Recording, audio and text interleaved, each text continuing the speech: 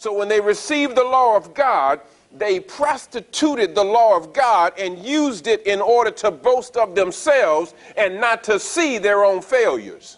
Here's what he says: seeking to establish their own, they did not subject themselves to the righteousness of God. That those two usually go hand in hand. And then he says, this is very important, for Christ is the end of the law for righteousness to everyone who believes. There's always this misunderstanding about the law.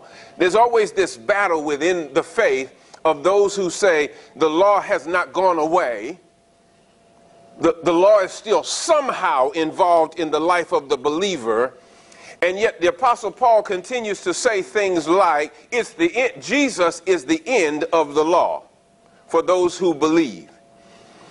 They usually hang their hat, those who say the law is somehow involved, they hang their hat on Jesus' statement where he says, I did not come to abolish the law, but to fulfill it. And they'll say, if he didn't come to abolish it or make it go away or to destroy it, then it still exists. And because it still exists, it's still somehow useful for us even as a believer. And the way they reason it is because the Bible, even after Jesus, in the New Testament has commands in it. And if God commands anything, he requires you then to follow what he commands. That's reasonable, isn't it? This is a real struggle for a lot of people. But then what does Paul mean when he says it is the end of the law for righteousness? He says, for Christ is the end of the law to everyone who believes. Listen to what he says. Up until you believe, the law is involved. He's talking about Israel, by the way, right?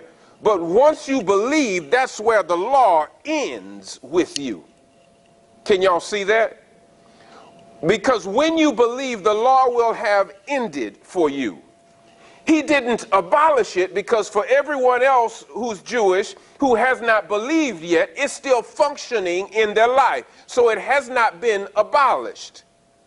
But it has, for everyone who has believed, fulfilled its purpose. Because the law was introduced to the nation of Israel to fulfill a purpose, and when it had run its course, it was no longer necessary. By the way, you and I have never had the law because we're not Jews. We've never followed the law. We've never had the law. It was never our law.